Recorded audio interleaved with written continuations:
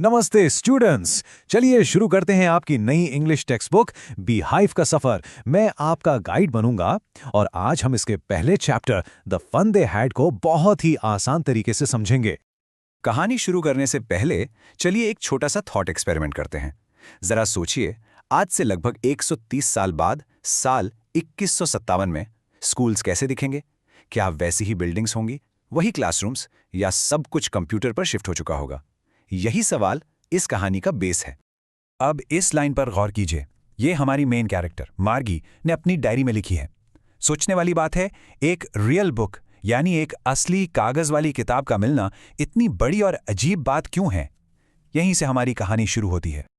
तो आज के इस एक्सप्लेनर में हम क्या क्या कवर करने वाले हैं? पहले हम आपकी इस नई किताब बीहाइव को समझेंगे, फिर कहानी की सेटिंग, उसके मेन कॉन्फ्लिक्ट और उसके एनालिसिस पर बात करेंगे, और हाँ, आखिर में मैं एक्सरसाइजेज में भी आपकी हेल्प करूंगा।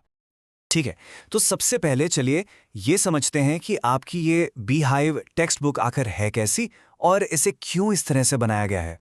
देखिए, ये किताब सिर्फ इंग्लिश के रूल्स रटाने के लिए नहीं है। इसका मकसद है कि आप इंग्लिश पढ़कर उसका मतलब समझें, पूरे कॉन्फिडेंस के साथ इंग्लिश में बात कर पाएं।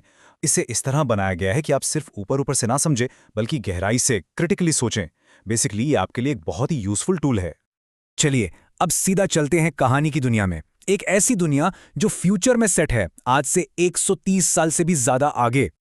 इस फ्यूचर की दुनिया में कुछ चीजें अलग हैं और उनके लिए नए शब्द इस्तेमाल हुए हैं। पहला है वर्चुअल क्लासरूम। ये कोई बिल्डिंग नहीं है, बल्कि आपके घर में कंप्यूटर पर चलने वाला स्कूल है।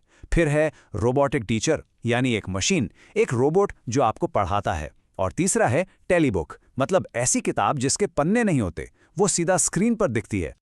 तो इस कहानी में हम मिलेंगे दो बच्चों से। पहली है मार्गी, जो 11 साल की है, और दूसरा है टॉमी, 13 साल का। मार्गी को पुराने ज़माने के स्कूल्स के बारे में कुछ नहीं पता और वो उन्हें बेकार समझती है। टॉमी थोड़ा बड़ा है, उसने ज़्यादा टेलीबुक्स देखी हैं, तो उसे पास्ट के बारे में थोड़ी बहुत जानकारी है।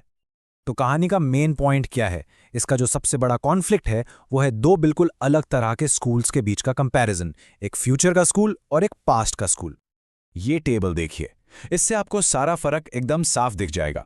मार्जी के स्कूल में टीचर एक मशीन है और स्कूल उसके घर के एक कमरे में है। वहां कोई क्लासमेट्स नहीं है, वो अकेले पढ़ती है।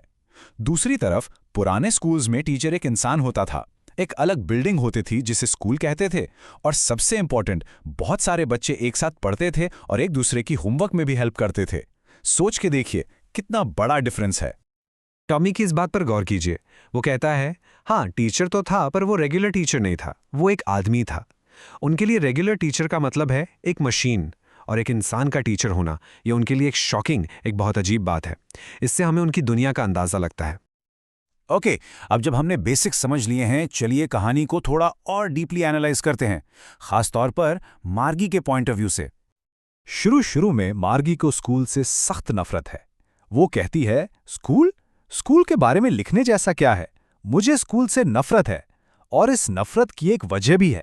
उसका जो मैकेनिकल टीचर है ना, वो उसे ज्योग्राफी में टेस्ट पर टेस्ट दिए जा रहा था और वो हर बार बुरा परफॉर्म कर रही थी। फिर एंट्री होती है काउंटी इंस्पेक्टर की। ये वो इंसान है जो इन मैकेनिकल टीचर्स को ठीक करता है, और वो आकर बताता है कि गलती मार्गी की नहीं थी। असल में ज्योग्राफी सेक्टर उसकी एज के हिसाब से थोड़ा ज्यादा फास्ट सेट हो गया था। इससे ये भी पता चलता है कि टेक्नोलॉजी हमेशा परफेक्ट नहीं होती। और यहां से मार्गी का नजरिया बदलना शुरू होता है। जैसे जैसे वो उस पुरानी किताब से स्कूल्स के बारे में पढ़ती है, उसकी नफरत क्यूरियोसिटी में बदल जाती है। वो इमेजिन करने लगती है कि कितना अच्छा होता होगा जब सब बच्चे एक साथ स्कूल जाते होंगे, हंसते चिल्लाते होंगे और सबसे बड़ी बात, एक दूसरे की होमवर्क में मदद करते होंगे। और यही वो सोच है जो इस चैप्टर को उसका टाइटल देती है, द फन दे हैड। तो कहानी तो बहुत इंटरेस्टिंग है, पर अब देखते हैं कि ये चैप्टर आपके इंग्लिश लैंग्वेज स्किल्स को इंप्रूव करने में कैसे हेल्प करता है। टेक्स्ट बुक में एक सेक्शन है थिंकिंग अबाउट लैंग्वेज। यहाँ हम ग्रामर सीखते हैं। आज का टॉपिक है एडवर्ब्स। सिंपल भाषा में एडवर्ब वो शब्द है जो किसी काम यानी एक्शन के बारे में बताता है कि वो कैसे हुआ। और एडवर्ब्स बनाने का एक बहुत आम तरीका है एडजेक्टिव के आगे ly लगा देना। देखिए, ये बहुत सिंपल है। स्टेप 1, एक एडजेक्टिव लीजिए, जैसे कंप्लीट।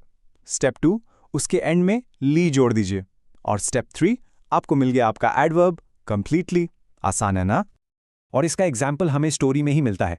लाइन है, this the history sector had blanked out completely.